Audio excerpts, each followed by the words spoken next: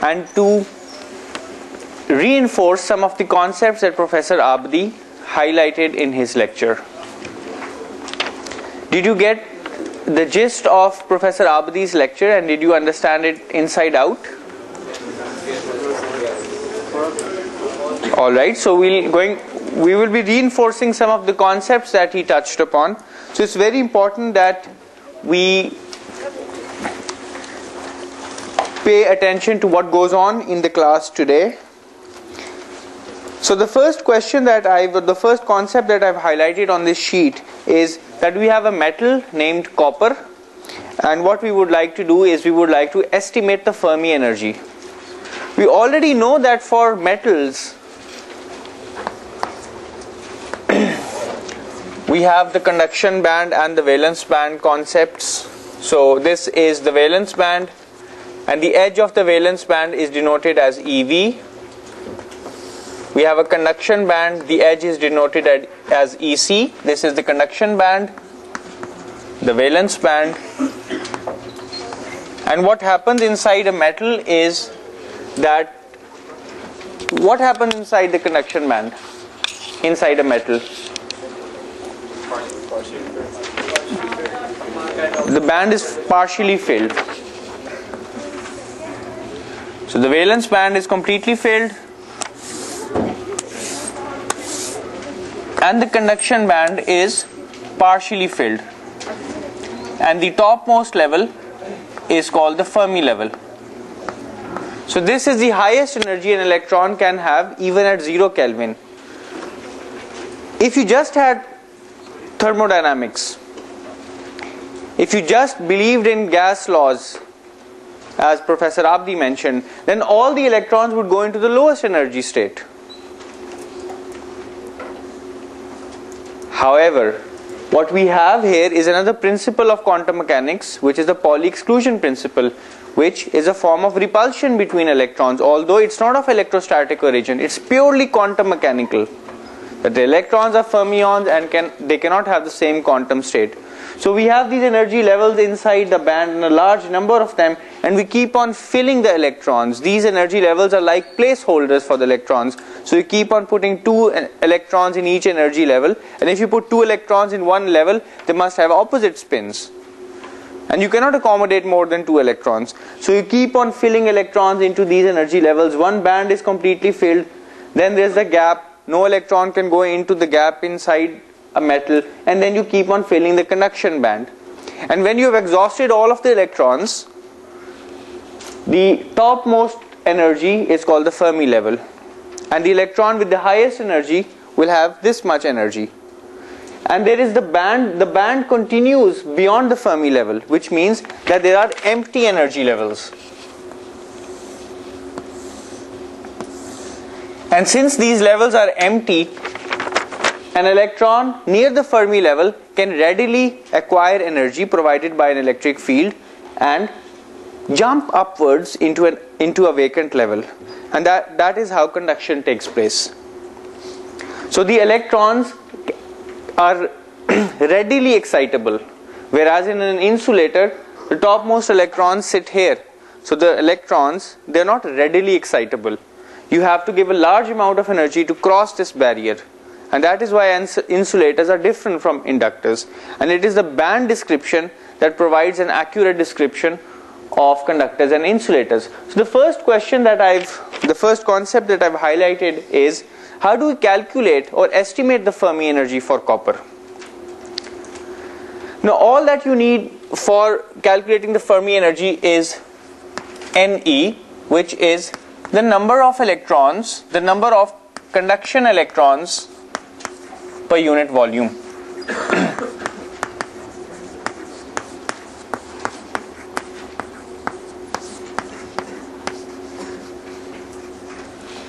Now for conduction electrons that are free, they do not belong to any atom, they will have a certain energy E, which is given by P squared over 2m. And the energy is totally kinetic because these electrons are free. They do not belong to an atom. They only belong to the sea of electrons. So they only have a kinetic energy.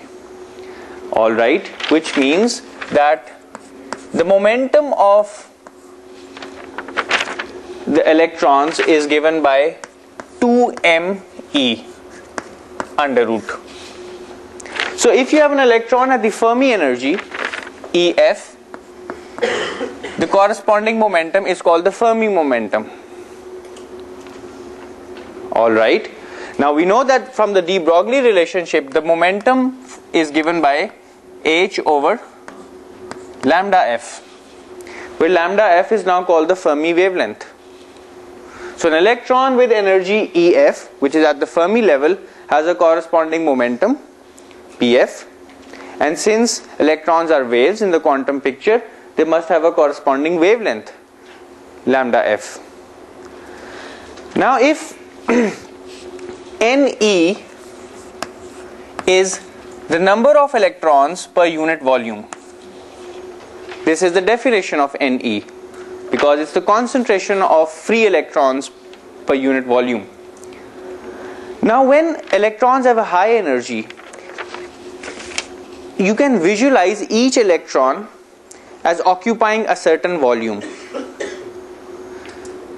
And since we know the total number of electrons in the volume and we know the total volume of the solid, we can tell what volume each electron on average occupies. And from this we can tell what's on average what is the distance between two electrons. And if that distance between two electrons d, if lambda f is the wavelength of the Fermi wavelength, then the average distance between two electrons will be of the order of lambda f over 2. So each electron has a certain wavelength. Two electrons can come close to one another, and the approach and the minimum closest distance or the minimum distance that two electrons can have is of the order of the Fermi wavelength. Right? So now we know what the Fermi wavelength is. The Fermi wavelength will be given by h over pf, and pf, as we already know, is 2mEf. So this is the average distance between any two electrons, and it's of the order of the wavelength. Because in order for two electrons to be discrete units, they cannot come closer to one another than their wavelength, because these are two separate. You're counting the number of electrons: 1 electron, 2 electron, 3 electron, 4, 5, which means that each electron has its own identity. When each electron has its own identity, they cannot come closer to each other than the wavelength of the electron. Right? So remember, this is an order of magnitude calculation. So the closest distance between two electrons is given by h over 2mEf under root. Sorry. Now can we find the average distance between electrons? What is the average volume occupied by an electron?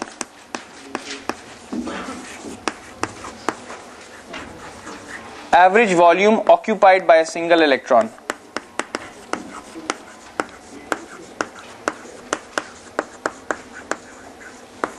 If n is the number of electrons per unit volume, what's the average volume occupied by an electron?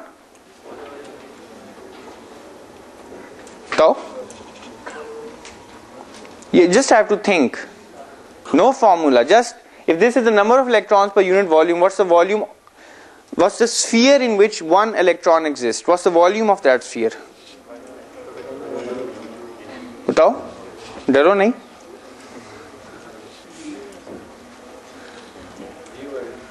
अच्छा, mass per unit volume of the density. If you have 1 kilogram, what's the volume? Just take the reciprocal. This is what is happening here. This is the number of electrons per unit volume. You invert this, you will get the volume for 1 electron. So 1 over Ne. This is the volume per electron. Now if the electron is in a sphere, if we can associate a volume to an electron which is spherical, then this volume will simply be given by 4 over 3 pi r cube, which is the radius of the sphere, which is just d over 2.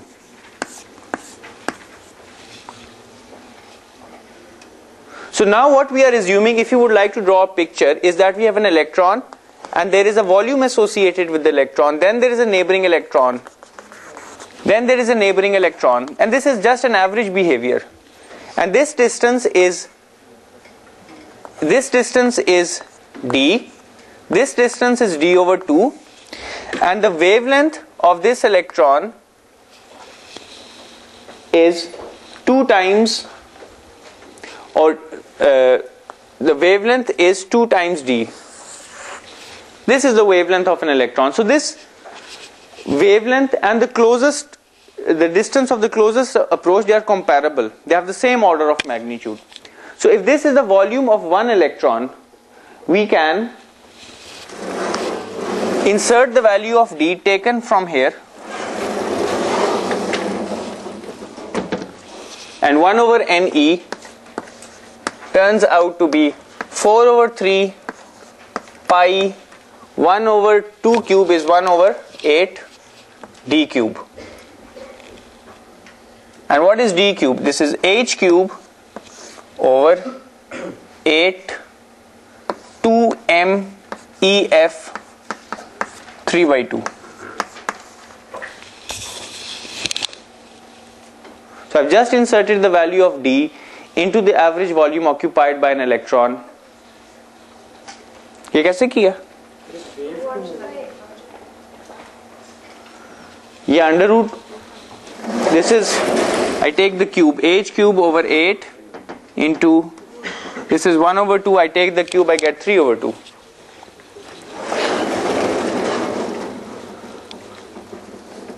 I can do some simplifications here. This turns out to be h cube pi 6 8s are 48 2m EF 3 by 2 is 1 over Ne.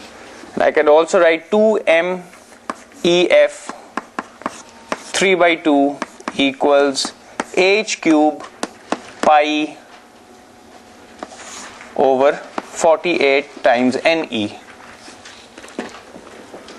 So the key result is that EF is equal to some constant. All of this is a constant. H is a constant, pi, 48, 2 times mass is a constant. Everything is a constant multiplied by Ne raised to power 3 over 2.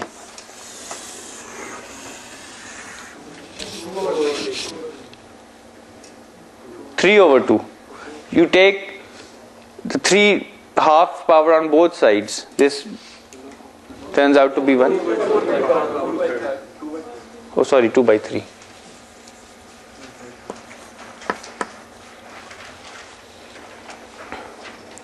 So the Fermi energy is just proportional to the 2/3 power of the electron density. If you are given the electron density, you can calculate what the Fermi energy is.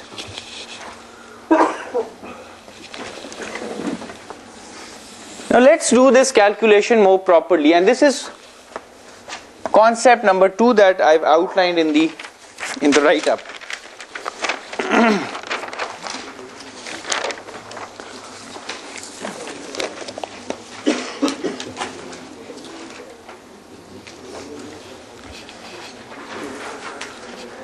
Let's do a proper calculation for the Fermi level.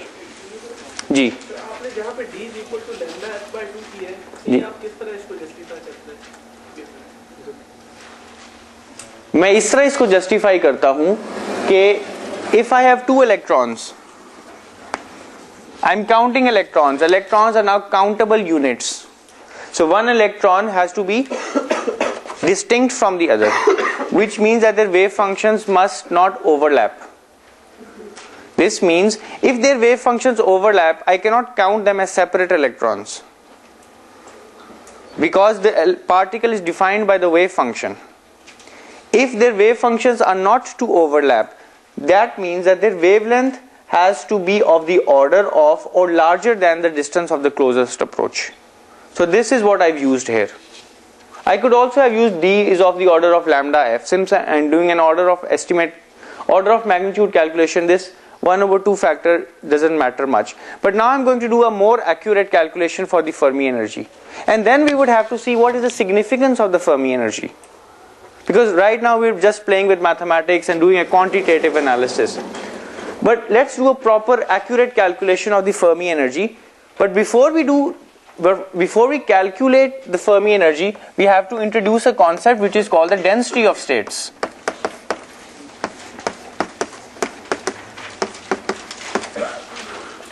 Denoted by G, E. Now what does the density of states mean? We've already looked at the concept of density of states or the energy density when we studied black bodies. What is the density of states? If you have a band such as the conduction band,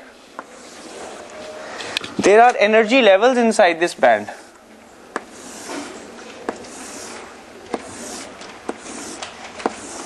This is the energy axis and there are energy levels. But are these energy levels equally spaced? बताइए.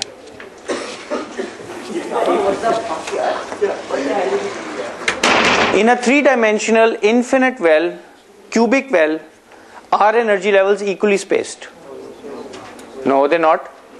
So as you change the energy, these energy levels can get further apart or they can get closer apart. These energy levels are not equally spaced. So it's possible that at lower energies, these energy levels are closer together, and as energy goes up, these energy levels space out. So the density of states tells you what is the number of states per unit energy at a certain energy. So this means you pick up some energy E naught, you find the density of states at E naught, and you multiply this by dE. This will give you the number of states between E naught and E naught plus dE. So this is the number of states between energies E naught and E naught plus dE. So this quantity G is called the density of states. Does this sound familiar from the black body radiation concept? How many states are there per unit energy at a certain energy level? Here the density of states is small, here the density of states is large, because the energy levels are spaced closer together. So there is a distinction between the energy of states. Now how do we calculate the energy of states? Does anyone have an idea? Think about the three-dimensional oscillator once again. What are the three quantum numbers that define the energy states? Nx, Ny, and Nz. And what values can these quantum numbers take? Each one of them can take 1, 2, 3, and so on. Now I can draw a three-dimensional grid. Once again, a three-dimensional grid. This axis is the Nx axis, this axis is the Ny axis, and this is the Nz axis. Now each level is represented by a point on this grid. Okay? So you will have a level here, a level here, a level here, a level here.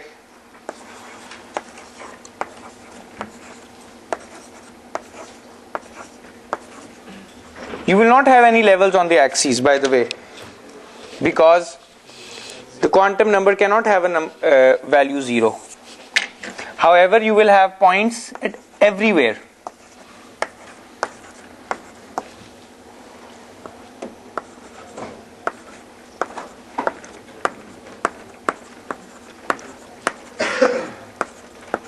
So this three-dimensional space is filled up with small cubes, right? And what will be the volume of each cube? The volume of each cube will be 1 unit. So each state is being represented by a point on this grid. Agreed?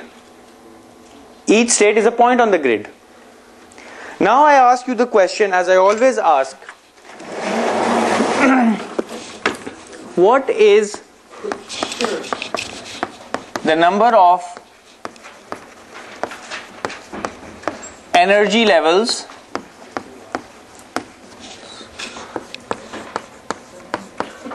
with energies less than or equal to E, Nx, Ny, Nz. If I ask you this question, how will you answer this question? And let me recall that the energy E, Nx, Ny, Nz for a three-dimensional well is given by pi square h bar square 2m L square Nx squared plus Ny squared plus Nz squared. So this is the energy of a particular level with a certain value of Nx, Ny and Nz. Do you remember this? It's a three-dimensional well. Now I would like to ask the question, how many energy levels exist which have energies less than this energy? What will I do? So it depends on the symmetry of the object if it is. So it's a cubic object. Because for a cubic object does this formula apply? Now how will I count the number of energy levels which have energies less than this? Put less than equal to and make n the subject and calculate the number. Graphically, how would I do it? Count the number of points. Alright, count the number of points where? By drawing a shell. By drawing it. In a shell? Number of combination of the In a cube? shells and number of cubes. And Ny of the Nx and Nz of Right, so what I draw here? Do I draw a cube? Do I draw a shell? Cube? Shell? I draw an octant. किसने बताया? You draw an octant. Because Nx, Ny and Nz, each one of them can take only positive values. So I draw a sphere and take just one quadrant, one octant rather. So I draw an octant.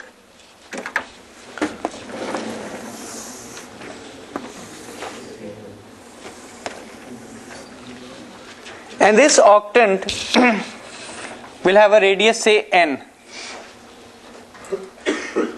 where n square is given by nx squared plus ny squared plus nz squared.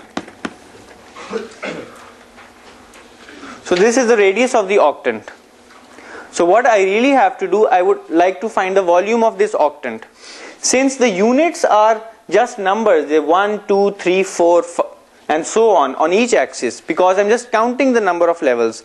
The axes are not centimeters or hertz, they're just numbers, integers. 1, 2, 3, 4 on this axis, 1, 2, 3, 4, 5 on the y-axis, 1, 2, 3, 4, 5 on the z-axis. Because I'm counting the number of levels, and the units of levels is just a number. So the radius is just a number. And it's nx squared plus ny squared plus nz squared. So I take this octant and I find the volume of this octant. And the volume will be 1/8 of 4/3 pi n cube, where n is defined as the way I've defined here. So this is the number of energy levels which have energies less than or equal to this much energy, where n is defined as, n square is defined as this: pi squared h bar squared 2mL squared n squared.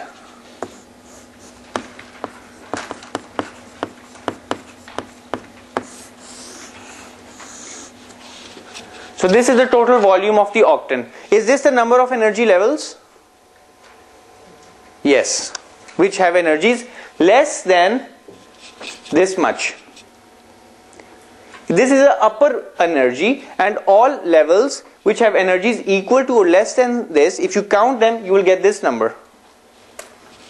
If this is 10 joules, this is the number of energy levels which have energies ranging from 0 to 10 joules. Okay? The upper bound is 10 joules. So this is just a number. How many levels do you have? Okay? Do you get this point? Is this clear? No? So how is volume the number of levels? How is, okay, if you remember from your black body radiation, let's talk about one dimensions. Just one dimension. Dekhiye, please be prepared to stay for longer today. Now this is an axis n. This point is 0. 1, 2, 3, 4, 5 and so on.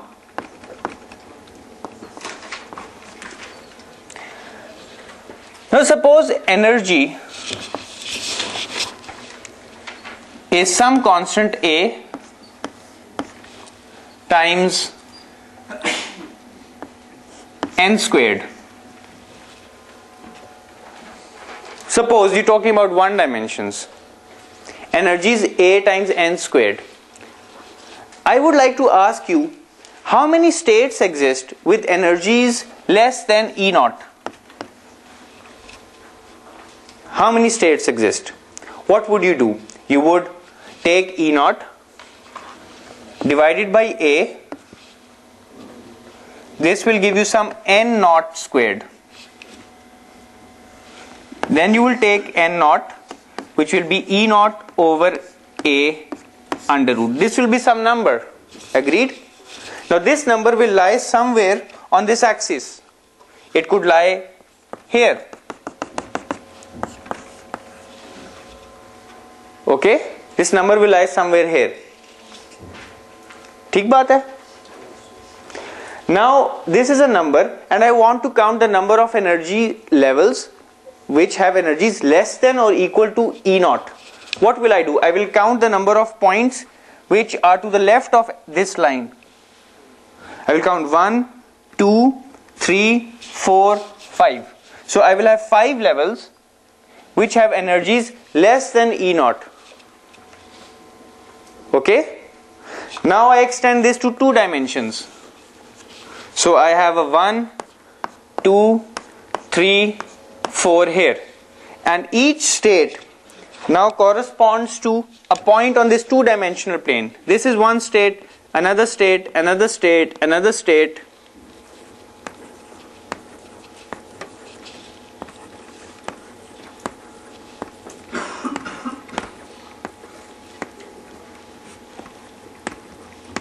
So now I have a 2-dimensional problem, and the energy will of course depend upon 2 variables. This is nx, this is ny. Okay? The energy will now depend on nx as well as ny, and will be given by some constant A, say nx squared plus ny squared. Agreed? Now the question is, how many points exist? Because each point is one energy level. How many energy levels or how many points exist which have energies less than E naught? What will I do? I will divide E naught by A. This will give me nx squared plus ny squared. Right? And then I will draw a circle of radius E naught over A under root. I will draw a circle of this radius.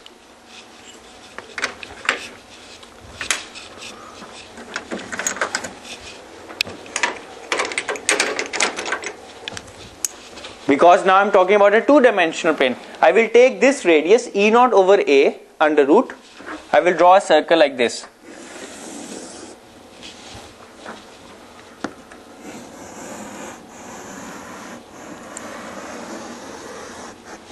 Now when I draw a circle of this, I would like to count the number of points that are inscribed by this circle, that are inside this circle.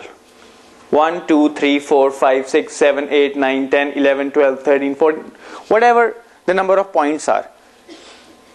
Because that will just be the area of this quadrant, which is under the green line. Because the units are now in integers. So I calculate this area. That will give me the number of points that are within this green arc. And that will give me the number of energy levels that have energies less than E0. So I draw a circle and find the area of this circle.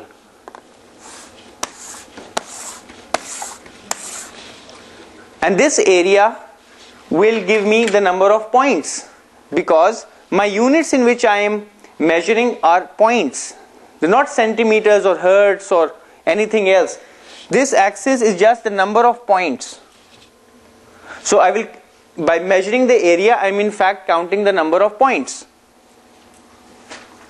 What is the area of this region? It's just 1 unit. How many points do we have? 1. What's the area of, if my green line was like this? How many points do I have? 1, 2, 3, 4. And what's the area of this arc? It's between 4 and 9. It could be 5.6. So I take the integer which is less than 5.6 and which satisfies nx squared plus ny squared, that is 4. So this is what I am doing. If I have a large number of points, then this is a very good approach. So what I really have to do, I have to draw the appropriate circle in 2 dimensions. In 3 dimensions, I have to draw an appropriate sphere or an octant. And I find the volume of this octant, because now my problem is 3-dimensional. And when I find the volume of the octant, I am actually counting the number of energy levels. Okay? Now I know that this is the number of energy levels that have energies less than this much. And what is the number of states if I include the effect of spin? Each level, double this. So the number of states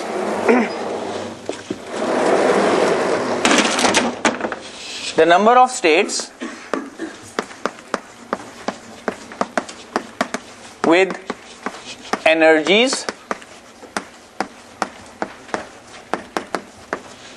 less than or equal to E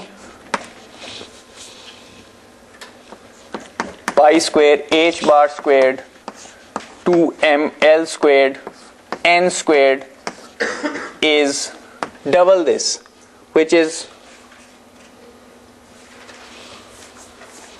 if I double this, let's call this n e, the number of states with energies less than or equal to this E. This will be given by 1 over 3 pi n cube, right? I just multiply that number by 2, because each level has 2 states. Each level has 2 kinds of spins available. So this is the number of states with energies less than or equal to E. Now I would like to find the density of states. G. अगर हमारे पास 2 ऐसी conditions हो जिसपे green line एक पे touch करती भी जा रही है पॉइंट्स के ऊपर और एक वही लाइन थोड़ी सी ऊपर जाती है, दोनों में एरिया सेम होगा लेकिन एक में इंक्लूड ज्यादा. When you have a large number of energy levels, this my argument holds when you have a large number of energy levels, that is the energies are much larger than the spacing between levels. Okay? G. So how will be this picture different for a cuboid? This is a cuboid. Now this diagram is not drawn in real space. This is the drawn in the quantum number space. This axis is not x, this axis is not y, this is nx, this is ny, and this is nz. So this diagram is not drawn in real space, this is a quantum space, and these axes are just the integers which correspond to the quantum numbers. But the question is that this is really an electron that is inside a cube. If you have a cuboid, for example, then this energy expression does not hold true. This energy expression does not hold true. Then you will have a more complicated structure, because you will break the degeneracy.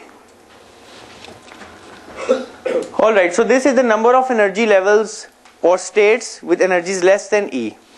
Now what I would like to do is, what is the density of states? That is, I would like to calculate the number of energy levels per unit energy. What do I do?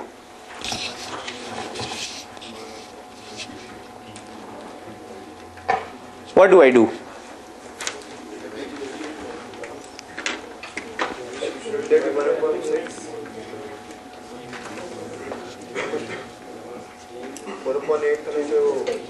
Two से multiply भी तो किया ना, chain rule लगा सकते हैं. Graphically बताइए क्या होगा. Always think about pictures first, then talk about mathematics, calculus, chain rule, etc. What should I do here? What am I asked to find? I am asked to find the number of energy levels per unit energy. On top of this octant, I would draw a shell. I will draw this small shell of infinitesimal width.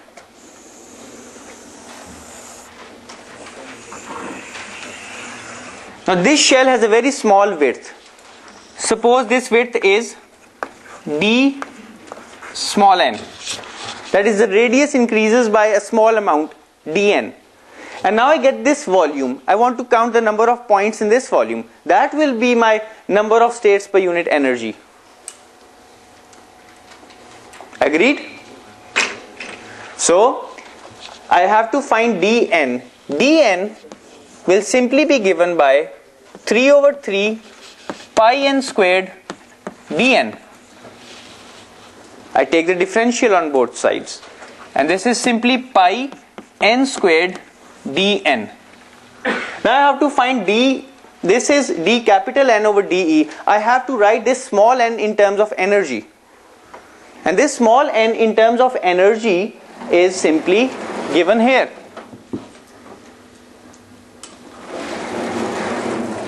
So if I look at this expression, n square is 2ml squared over pi squared h bar squared E,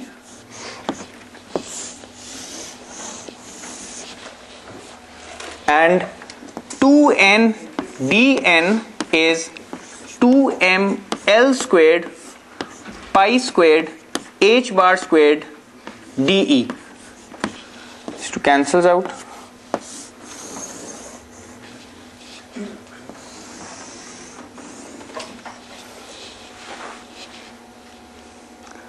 So what I really have to find is pi n square dn. So alright, this would also mean that n is 2ml squared E pi squared h bar squared under root.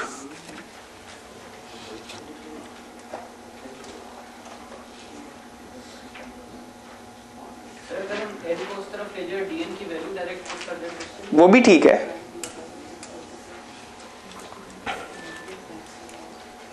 ये है n की value, ठीक है, which means, and dn will be 2ml squared pi squared h bar squared E under root is 1 over 2 E 1 over 2 minus 1.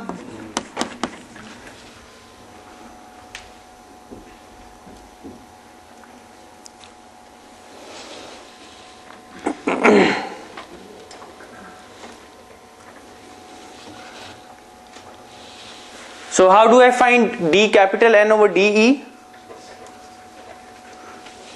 D capital N is simply 3 pi n squared, which is the square of this number, which is 2ml squared pi squared h bar squared E times dn, and dn is 2ml squared pi square h square, so I get a 3 by 2 here, a 1 by 2 and an E minus 1 by 2.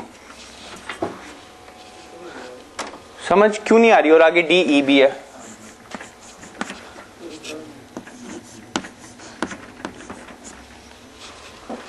So dn over de is pi over 2m L squared pi squared h bar squared E 1 by 2.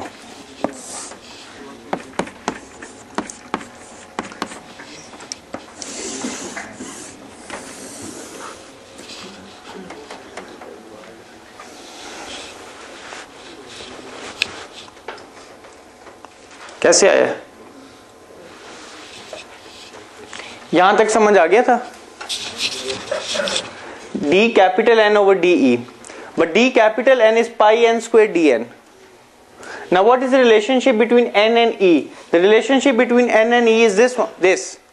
So I just insert the value of n squared, which is the square of this, and e, and I can also take the derivative of both sides and find what dn is. So I'm just inserting the values of n and dn, nothing else.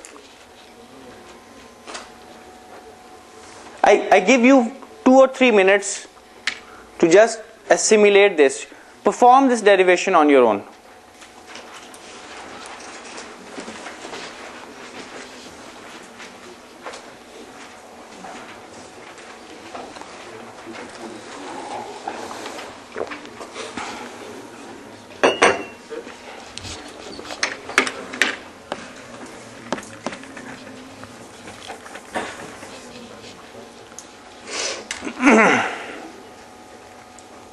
Please try to perform this derivation.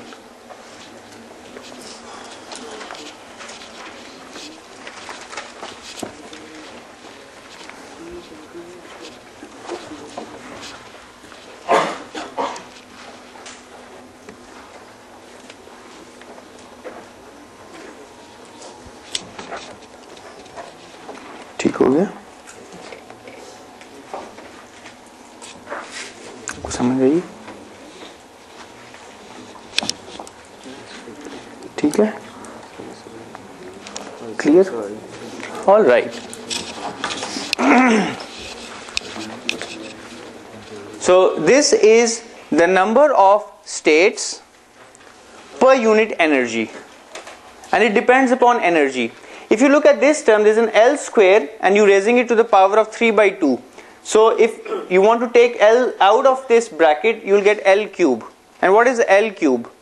It's the volume. So I can take L cube on the other side as well, and what I would get is dn over de over the volume is given by pi over 2m pi squared h bar squared 3 over 2 under root e.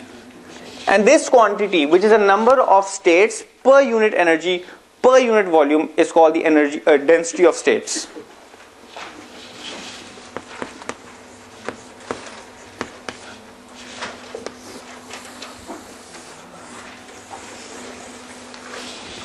And the key observation here is that the density of states increases as the square root of energy. So this means if you have an energy band, the energy levels are spaced closer together at the bottom of the band.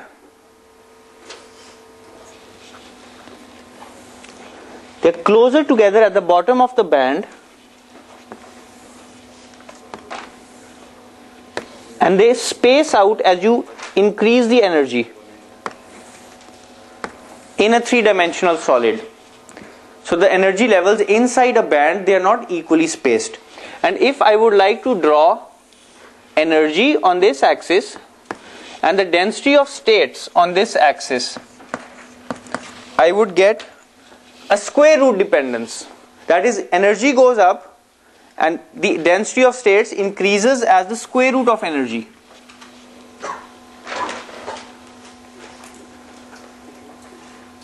All right?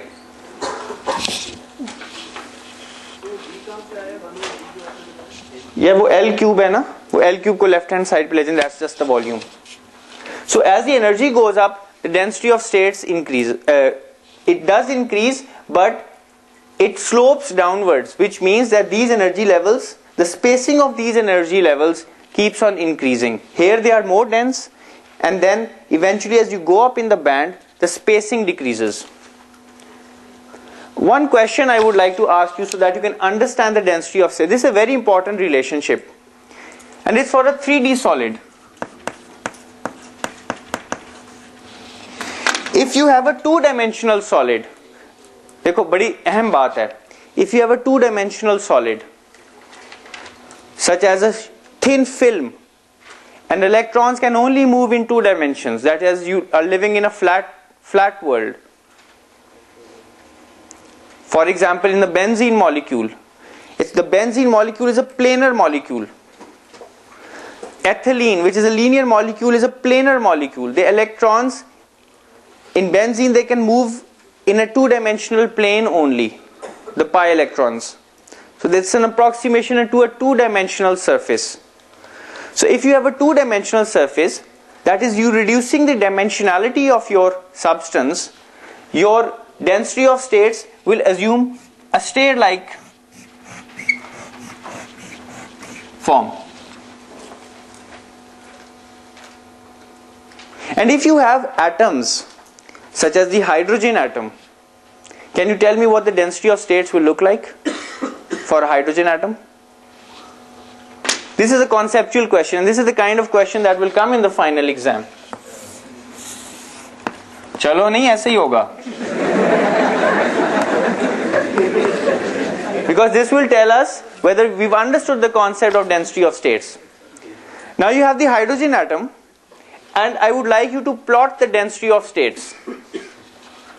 Can you complete this diagram for me, just graphically, so that I can understand you've really understood the concept of density of states?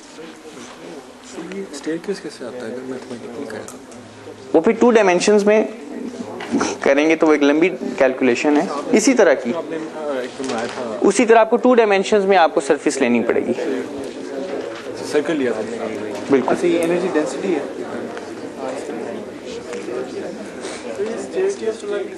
देखो stair case वाला मैंने आपको derive नहीं किया. I have not derived this result. This is a 2D solid. I have not derived this result, but performing this calculation in two dimensions, you get a staircase. You can test this out. Now my question is, you have a zero-dimensional particle such as a quantum dot or an atom such as the hydrogen atom. What will be the density of states?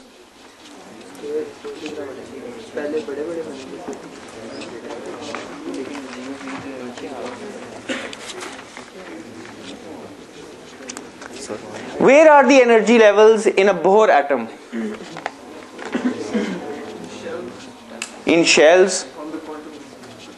Where is the I mean, if you talk about the Bohr atom, in the Bohr's model, the energy is only discrete. You know that. And it depends upon n squared. So if you increase the energy, and I would like to plot where the energy, which energy levels are populated, which energy levels can be taken up by electrons, and I would like to complete that diagram, what would I get? You are saying that energy density, the density of space is increasing with square root of E. So levels करीब नहीं होने चाहिए as we go up the energy level. Sorry? So जब energy level पे हम ऊपर जा रहे हैं तो energy levels करीब नहीं होने चाहिए. नहीं spacing बढ़ती जाएगी. आप slope लो ना, delta GE over delta E is the slope. That is decreasing with increasing energy. The slope is decreasing, right?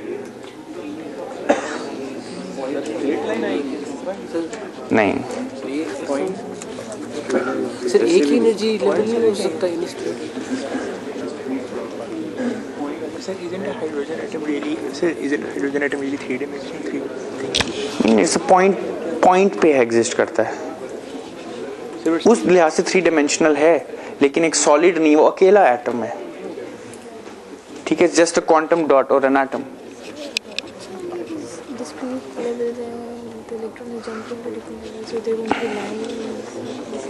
So you're almost there, but improve your diagram. You're almost there.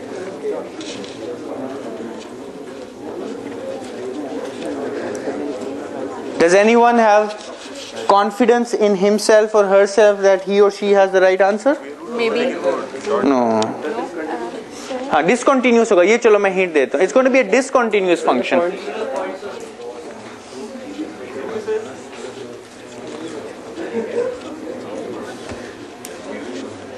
It's going to be a discontinuous function. Sir वो इस तरह vertical line. Exactly.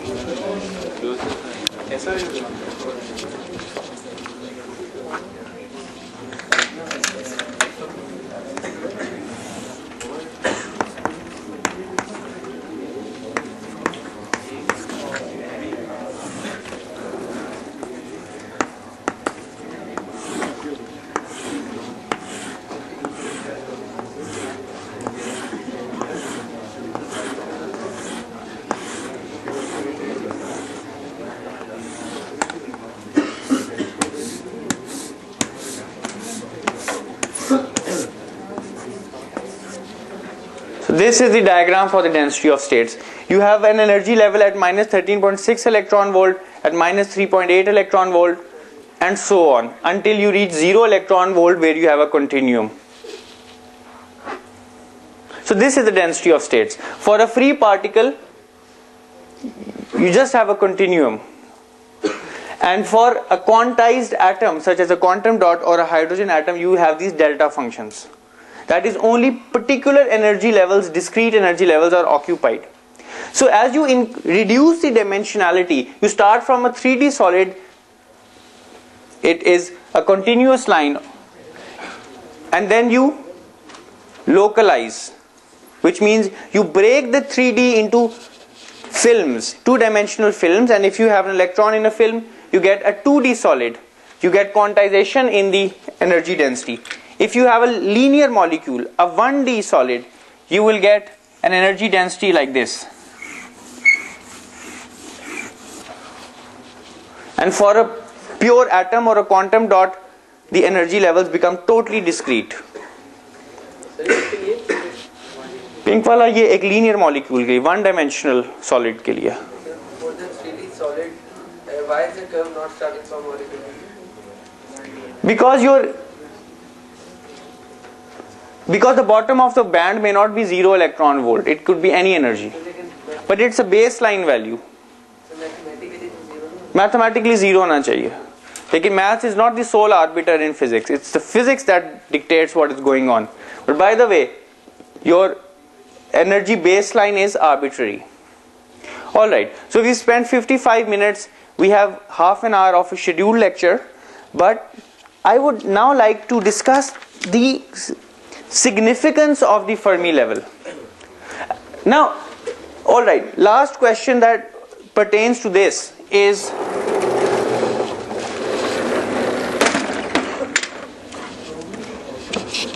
if I have a band, listen very carefully please. If I have a band, I know the energy density. Now what I would like to do, I would like to find the Fermi energy.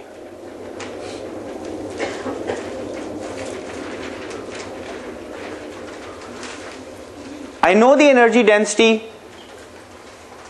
I want to find the Fermi energy. Can anyone tell me how I can find the energy density?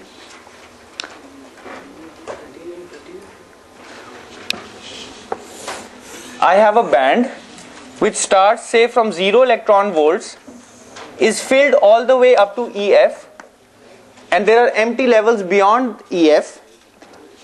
I know the number of electrons per unit volume. I know the number of electrons per unit volume. I want to calculate EF. I also know the energy density, the density of states. How can I calculate EF? The energy density of the energy. But energy density is not constant. Integrate करें, किसने बताया? Integrate करें, ठीक है. अब आप integrate करें अनवार साहब, अब आप इंटेग्रेट करें. Now can you write the integral on your notebooks? What the integral will look like?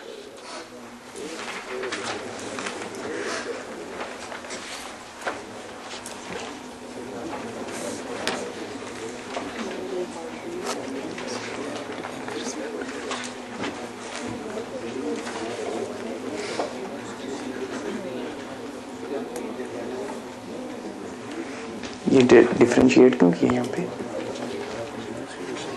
शाबाश. Up to infinity e f तक जा रहा है. और ये किसके बराबर है? और ये इंटीग्रल किसके बराबर है? इक्वल टू किसके है ये? ठीक है. हाइड्रोजन एटम क्वांटम डॉट से किससे रिलेट कर सकते हैं? जीरो की किससे? यानी both of them can be treated as points. Hydrogen atom यानी कि ऑन दिस dimensionality का यहाँ पे और मतलब hydrogen atom of course is 3 dimensional but it's a solitary atom. You're not bringing two atoms close to. A solid is formed by bringing in neighboring atoms from all 3 dimensions. You form a solid. A hydrogen atom is a solitary atom. It's not interacting. How does that make it a 0D structure or whatever? It's called a 0D structure. In fact, the dimensionality of course is 3, the space dimension, but compared to a 3-dimensional solid, a 2-dimensional solid you truncate the length, the height. It's called a 2D. You truncate the width, it's called a 1D, and just a point in that sense. Shabash. Very good. So this was an easy calculation and you should perform this calculation. If you integrate the density of states with respect to energy from the bottom of the band to the top of the band, which is just the Fermi energy, you will get the number of electrons per unit volume.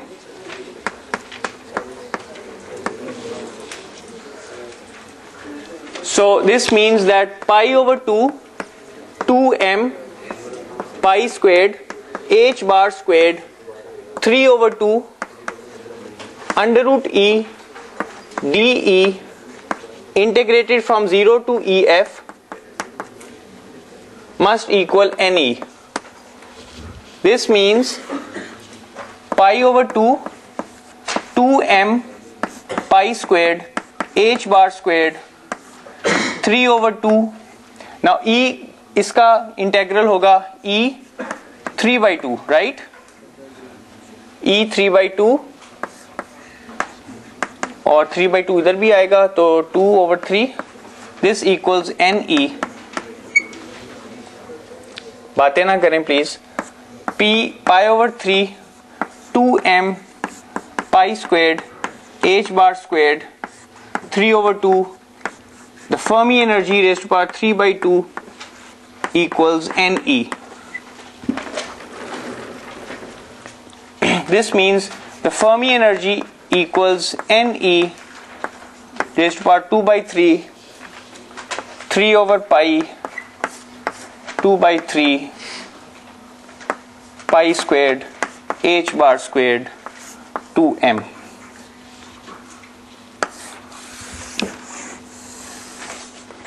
So the most beautiful result is all of this is a constant. The Fermi energy only depends upon the concentration of electrons. How many free electrons are available per unit volume? Now let's move on to semiconductors. इसको नीचे रहने दें, वहां चलते हैं.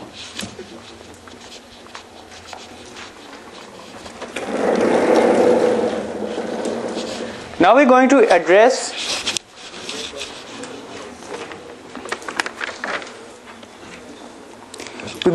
question number 5 and question number 4 in one go.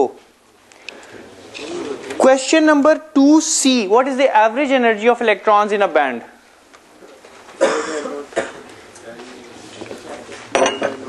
Please Just write the integral for finding the average energy of the electrons in the band.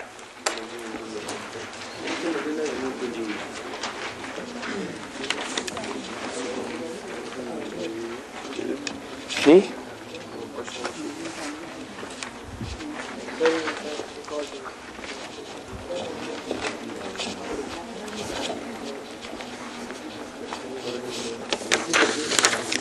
सिर्फ integral लिख दें, सॉल्व ना करें, सॉल्व एग्जाम में करवाऊंगा आपसे.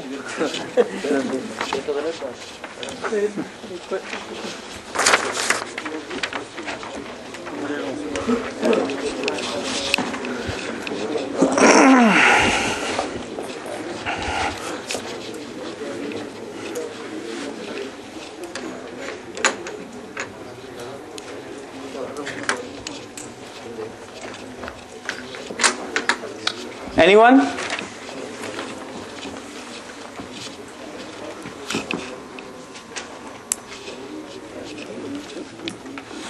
How can you find the average energy? तो बहुत आसान है ये सवाल तो आपको.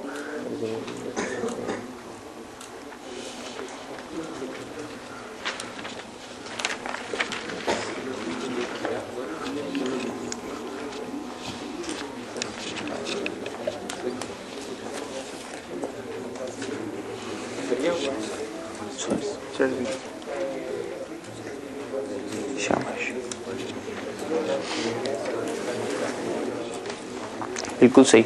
You just put, to find the average energy, you just put energy in here. You find the average value of any variable by, this is like a probability density. This is a probability density, you multiply it with the energy and integrate. This is how you find the average energy. Now let's move on to semiconductors again and close or reinforce the concept that Abdi Saab had introduced. So because I received some emails that you would like those concepts to be repeated in condensed form, in a nutshell. Alright, now very attentive please, because we don't have much time before the final exam and this is a new concept. You really have to learn it very well.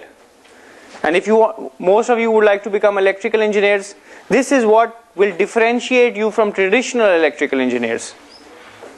These concepts.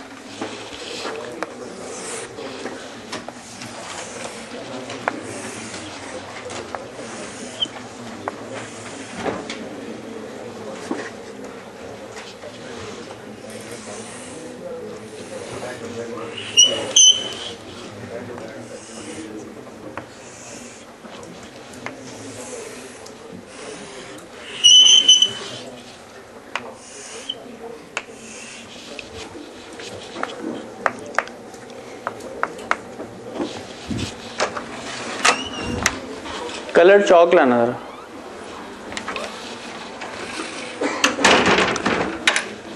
So the first diagram is for an intrinsic semiconductor.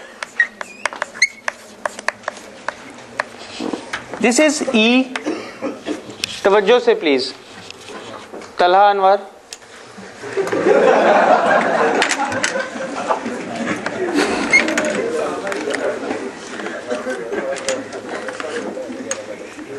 So this is the top of the valence band, the conduction band, an intrinsic semiconductor at 0 Kelvin. And this is the energy gap Eg.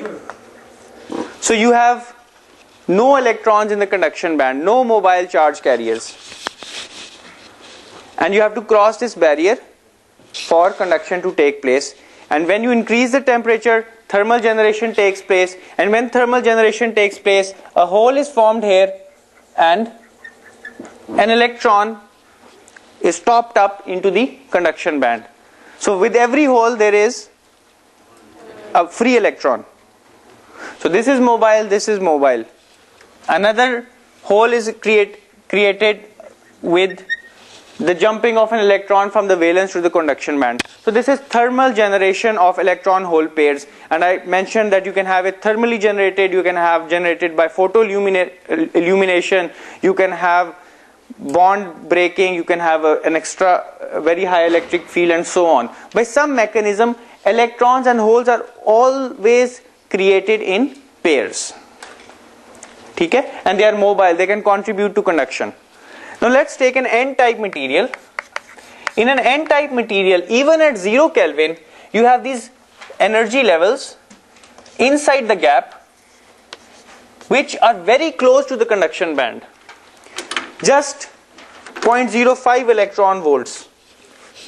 So these are very close to the conduction band.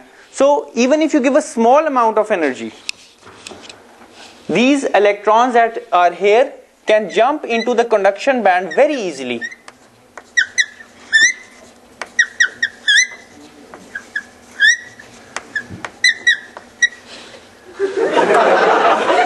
So these are electrons that have now been promoted to the conduction band, and they do not produce their holes because these electrons are extra.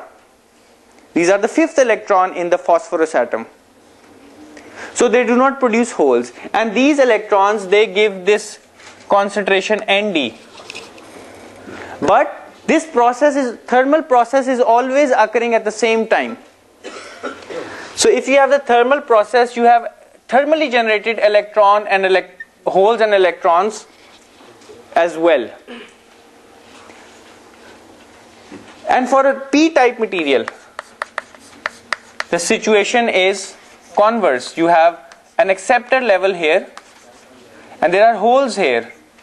And with this introduction of a small amount of energy, since this gap is extremely small, electrons in the valence band can be promoted and they can take up the place of these holes. So what you really have, you have a large number of holes injected into the valence band. So this is the complementary picture in a p-type material. Now what about the Fermi levels? In a pure semiconductor, the Fermi level is exactly in the middle. This Fermi level is exactly in the middle of the gap. And I can prove this, but I'll not prove it in the class. I'll write up the proof and upload it. Okay? So the Fermi level in a pure semiconductor is halfway between the conduction band and the valence band. Exactly halfway. One way to remember this is that the average energy of an electron, the Fermi energy is an measure of the average energy of the electron. So here you have a certain energy of an electron EV, here you have an energy EC, but there are no electrons here. So the average of EV and EC is halfway in between EV and EC. But I will provide a more detailed proof of this. It's in fact a very beautiful proof. In an n-type material, you also have a Fermi energy. But since there are more electrons in the conduction band, this average energy increases a little bit. It's not in the middle of the gap. It's slightly above the middle.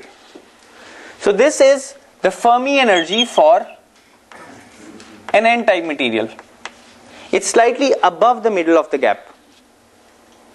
Likewise, in a p-type material, there are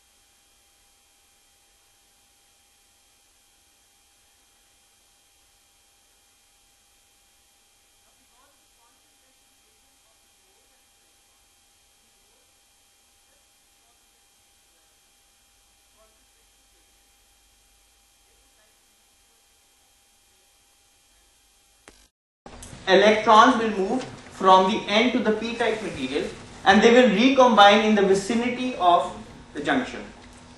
And when they recombine, that is what is happening, an electron from the conduction band is falling into the valence band and is filling up the vacancy.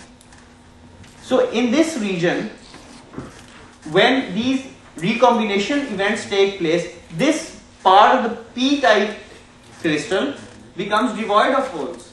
It has lesser holes. It started off neutral. Every material is neutral. Now the holes have diffused into the n-type material. And the electrons, okay, when the holes diffuse this way, that is, the holes are moving this way, then this region becomes devoid of holes. And when these electrons are diffusing into the p-type region, then this region is become devoid of electrons. And when the electron and the hole recombine, both of them disappear. What does it mean disappear? Because these holes are in the valence band, these electrons are in the conduction band. So when a conduction band, valence band, there's a hole here and there's an electron here. When recombination takes place, this electron falls into the hole. And when it falls, if I draw the diagram again, this becomes an electron in the valence band. But an electron in the valence band is as good as nothing because it's bound to the atom. It's not mobile. It does not contribute to any conduction. Electron has to be in the conduction band to contribute to conduction. So the electron and the hole, they recombine and they annihilate one another and they disappear. So this region close to the junction really becomes devoid of positive charge and this region becomes devoid of negative charge. This means this region acquires a net negative charge and this is real charge, whereas this side of the junction acquires a net positive charge.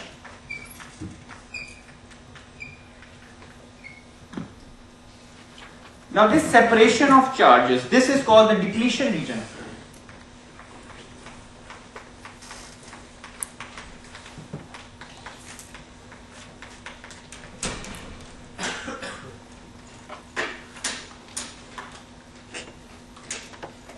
Now this is a real charge formed at the junction. It's just like a parallel plate capacitor. There's a positive charge on the N side and a negative charge on the P side.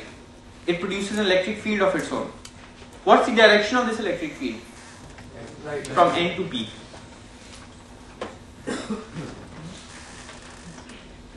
An electric field is induced. Now suppose an electron in the N-type material, when this electric field is produced and it slowly builds up, so diffusion occurs and the electric field starts increasing. And what the electric field is doing, it's doing negative feedback. It's preventing, it's impeding or resisting the flow of electrons from the right to the left because there's a negative charge here. So any electron that has to move from the N-type material to the P-type material has to overcome a barrier because it has to move against an electric field, which means that its energy, it has to overcome an energy barrier. Likewise, a hole that wants to move from the P-type to the N-type material has to overcome the repulsive force of this positive charge. So it has to move against a barrier. Alright. Now what I would like to do, I would like to make the energy diagram for this and we will end there.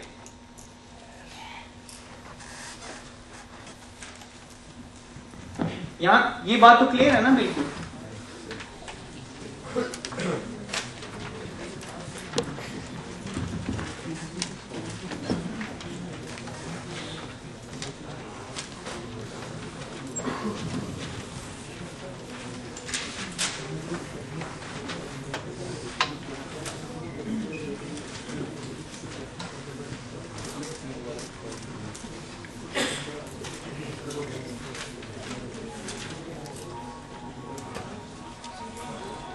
Falling back onto this diagram, the Fermi level in the p-type material is lower than the middle of the gap. Here in the n-type material, the Fermi level is above the middle of the gap. And here I have drawn the conduction band edges to be at the same energy. Here the valence band edges are at the same energy.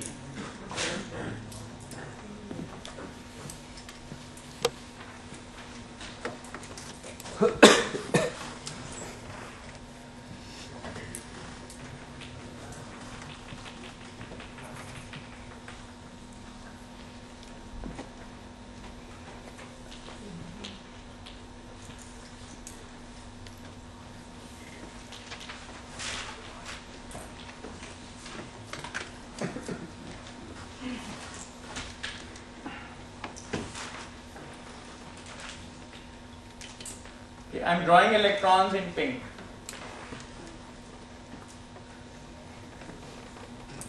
And I am drawing holes in green.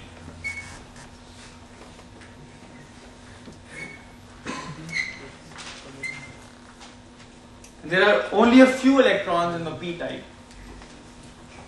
and a few holes in the n-type.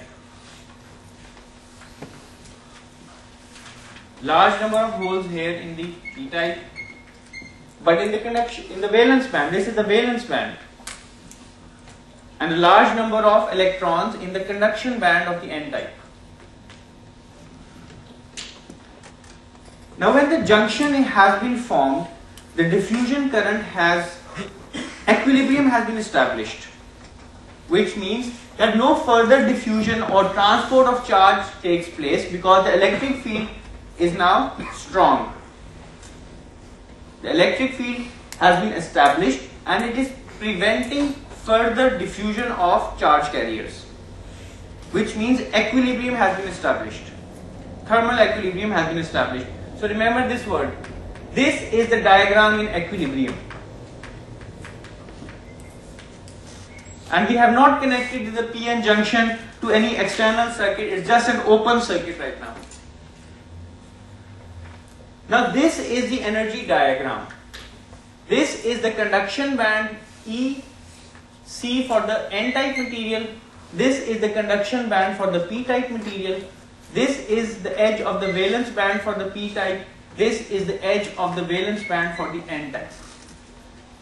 This axis is the energy axis.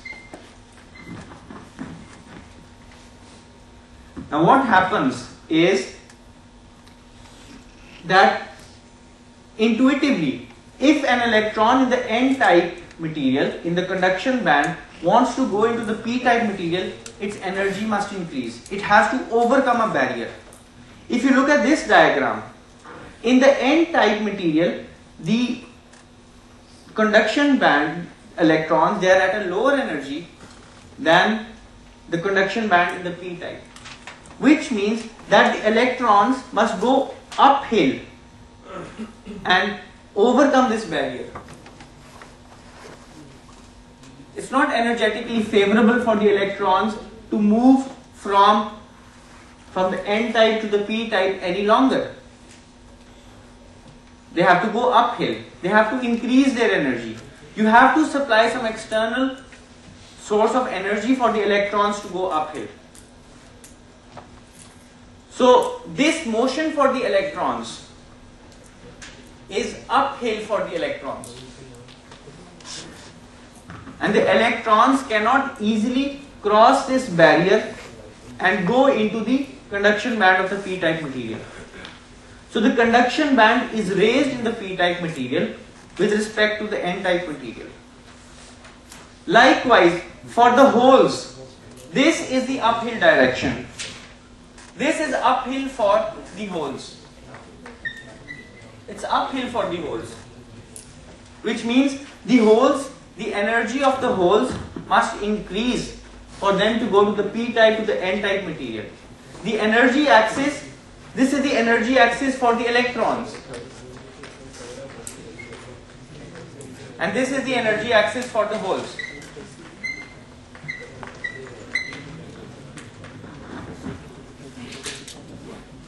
So the energy axis for the holes is the other way around, because they are positively charged particles. जी class class है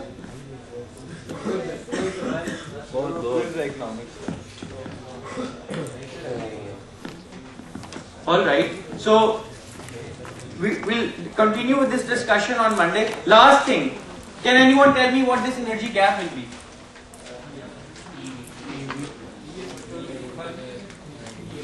What this separation will be? 2 times. This will be the charge on electron times an internal built-in potential. We'll stop here and we'll discuss this on Monday.